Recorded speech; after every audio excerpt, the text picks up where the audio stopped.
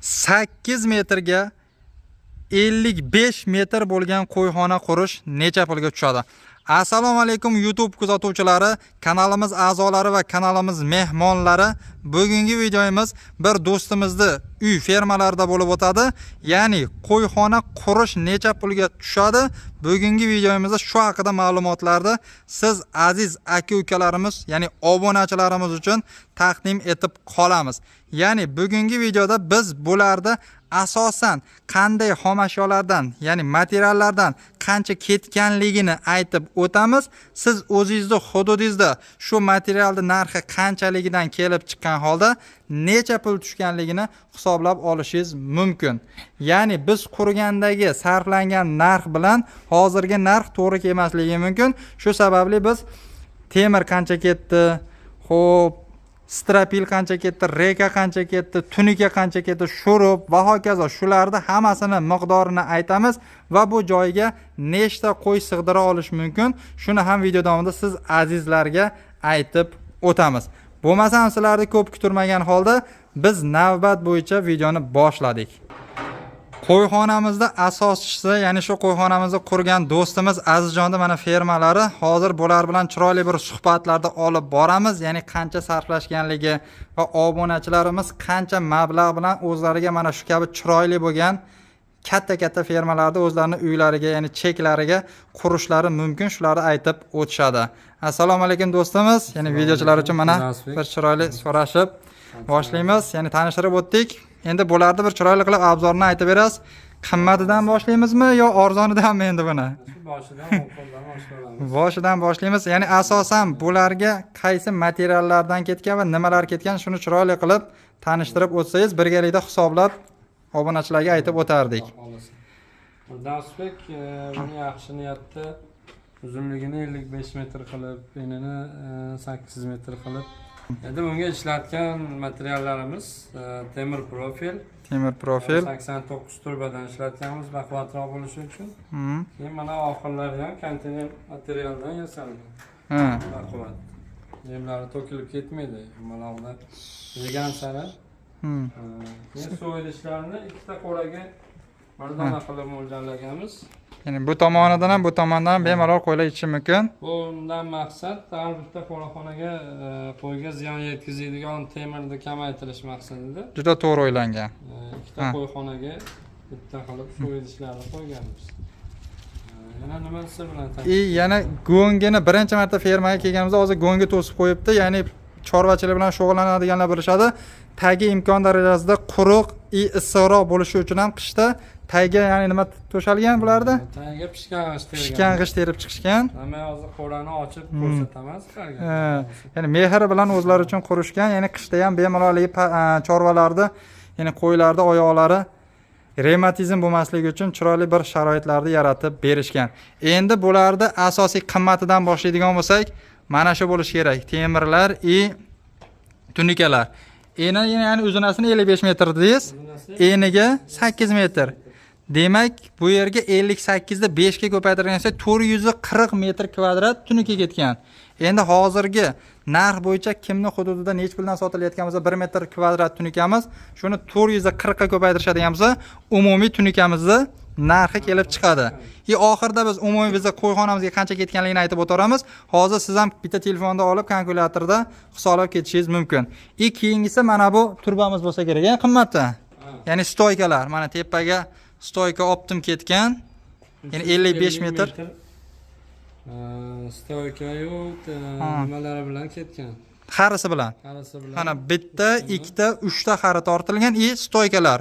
Stoykalar hammasi. Jami 350 metr. 350 metr 89 lik. 89 yoki 90 turba siz bemalol aytishadi. Buni ham 1 metrning narxini hisoblab turib, общий 55 metr qo'yxonani oxirida sizlarga keltirib chiqarib beramiz. Mana qo'yxonamizni qurishda mana orasidagi peregorodkalari, oldi to'siqlari uchun jami qancha hisobladik? 150 metr. 150 metr hisobladik. Lekin bu qo'yxonani to'liq hamma qismi emas. Ya'ni 3 dan 1 qismigacha bo'lgan joyiga qo'yxona qurilgan. Qolgan qismi u hashaylar turibdi va bo'sh joylari bor. Yana buni davom ettirib bemalol 300 ta, 350 tagacha bo'lgan qo'ydi bemalol sig'dirish mumkin. Keyin g'ishtlarni hisoblamagan bo'lsangiz kerak. Yo'q. G'ishtlar endi hisoblaganmiz. Yoqqa olib kelsa. Ha. Qo'yxonamizni har bitta mana bitta ustunni orasi 4 metrdan, 4 metr.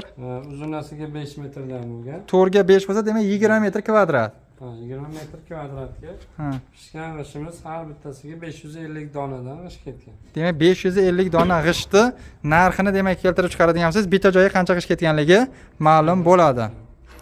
Xo'p, keyin yana bir qismi strapila.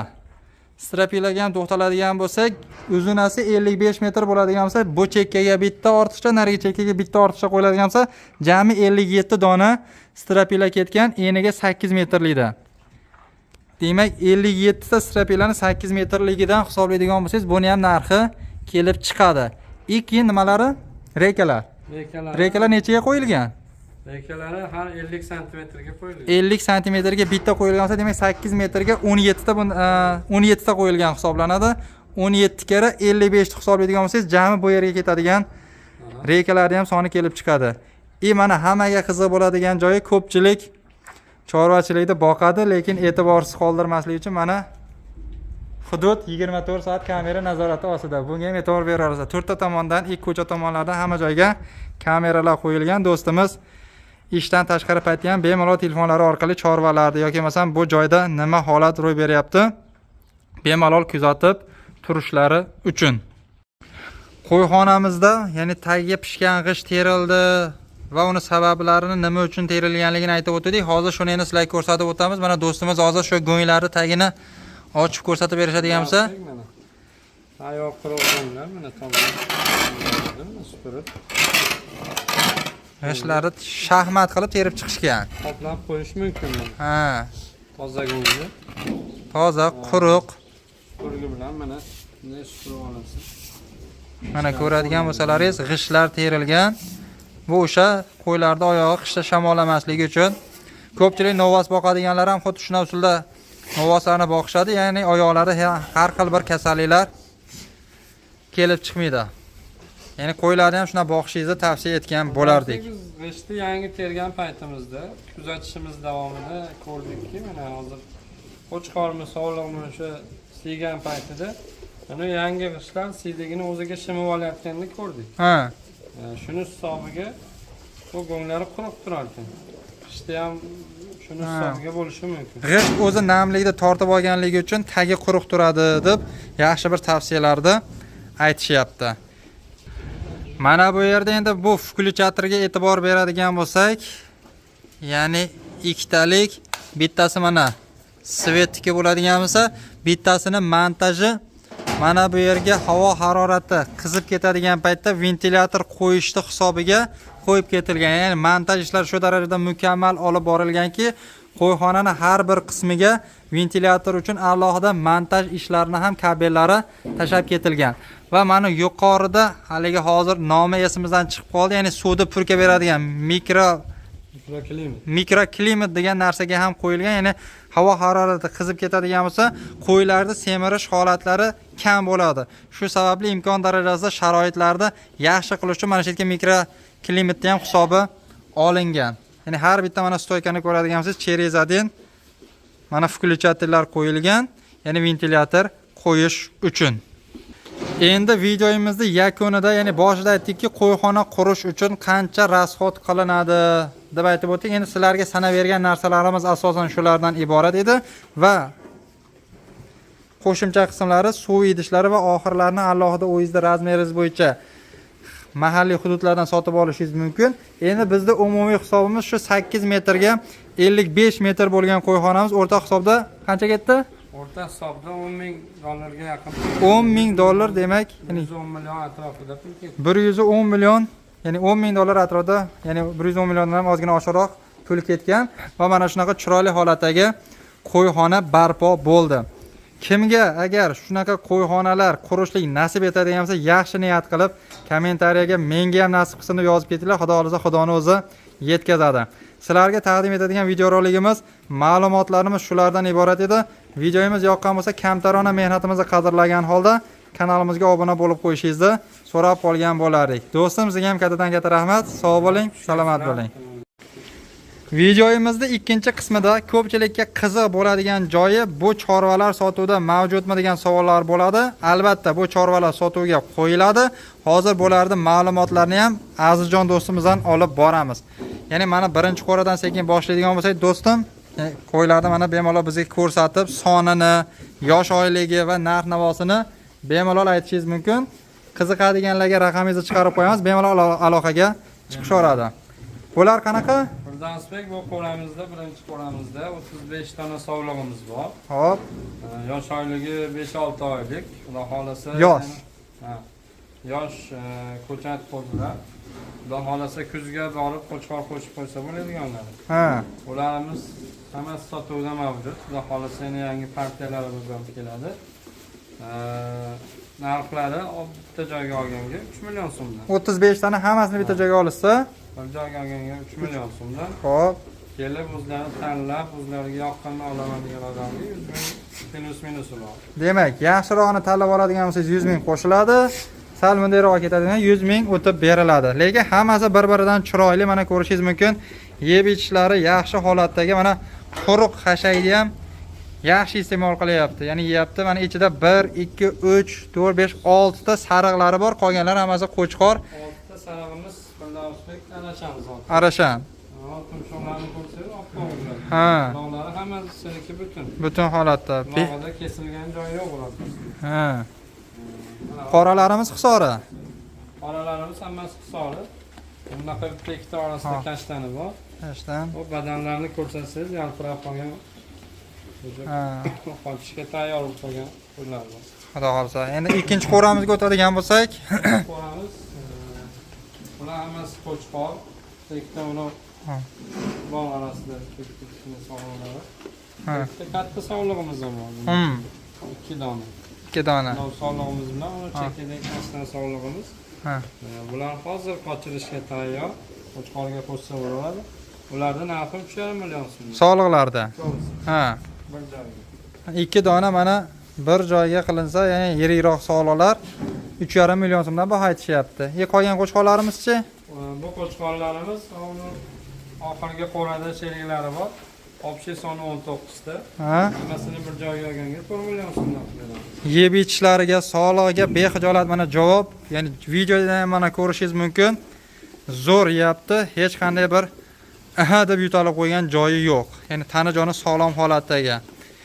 Manzilni ham shu joyda takrorlab o'taylik. Farg'ona viloyati Rishton tumani Dehqonobod MFida joylashgan. Pastda egalarning raqamlari turadi, bemalol aloqaga chiqishingiz mumkin. Daromad TV kanalidan chiqadigan chiroyli narxlarda qilib berishadi. Endi 3-qo'ramiz. 3-qo'ramiz Mirzansbek, katta qo'chqorlarimiz bor. Toza hisori. Ehsonboblardan, badanlari mana yetilgan. Bo'ynida o'zi yunglarni to'kiydigan variantida. Haj jonivor. Dumbalari ham mana ko'rinishlariga e'tibor beraverasiz. Holatlariga hurmatli kuzatuvchilar, ya'ni yirik holatda mana dumbalari tik dumba. Razrez deydilar, ikkiga bo'linib ketgan chiroyli holatda. Bular ham mana yeb ichishlari a'lo darajada. Soni bo'lardi? Soni 8 dona. Bir joyga olganga 5 million 300 ming so'mdan. Ya'ni 5 million 300 ming so'mdan qilib beramiz yana. o'tib beriladi. Bo'ladi, og'irligi 80 kg plus minus atrofida bemalol chiqadi. O'zi ham kvadrat bo'lib qolibdi qo'ychalar. Bo'yi bilan enini o'lchaydigan bo'lsangiz kvadrat holatda chiqadi, standart. Mana yunglariga ham qarashingiz mumkin, silliq holatda. Simjum varianti. Simjumidan. Demak, bular 8 dona. Yoqqanlar telefon qilaverasizlar. Keyingimiz o'sha ikkinchi qo'rada ko'rganimiz sheriklar, ha? Qo'chqorlarning sherigi, общий soni 19 ta. O'sha aytib o'tganimdek. Bittani kichkinacha qo'shilib qoldi. Bu nariga qo'rada kichkina 7 dona bor-da, vaqt o'tib hozir uni o'tkazib yuboramiz. Bularni ham narxi? Bularning narxi o'sha aytganimdek 4 million so'm bir joyga olganga. Bir joyga. Agar orasidan tanlab olaman o'zimga yoqqanini deysa 100 ming, 200 ming plus bor. Kichkinarog'ini olaman orasidan deysa o'tib beriladi. Tanlab olsa biroz qo'shiladi. Endi mana ro'zg'or bopidan, ya'ni bemalol yosh bolangizga ham olib beradigan bo'lsangiz, ko'chada yetalab turib katta qiladigan variantidan. Jami bo'lardi soni 7 dona. Bir donasi bu nariga chekkaga o'tgan mana. Qolgan 6 donasi bu yerda turibdi. Bular ham sog'lom holatda. Xo'p, bularni nechtasi qo'chqor? To'rttasi qo'chqor. To'rttasi qo'chqor, 3tasi soliq. Xo'p. Mana shu chekkadagimiz soliq. Ana orasidagi oq qulog'i soliq, yana bitta soliq bor. Ha, qolganlari qo'chqor. Bularning narxi qanchadan endi? Ularning narxini tanlab olishga 2 million 200 mingdan bir joyga olganda 2 milliondan turib. Demak, mana 2 million so'mdan bir joyga bosib yuboradigan joyi. Soni 17 dona. Qo'llarini mahkam siz yana ozmoz xayri ham bo'ladi. Hammasini oladigan bo'lsangiz. Mana bir dona yiriroq sherik o'shani ham mana shu. Bir dona baqa o'tib qolibdi, qo'chqorcha bu ham. O'sha 2 million so'mning ichida hammasini olib oladigan bo'lsa, mana shu qo'chqorcha ham o'shaning ichida ketadi.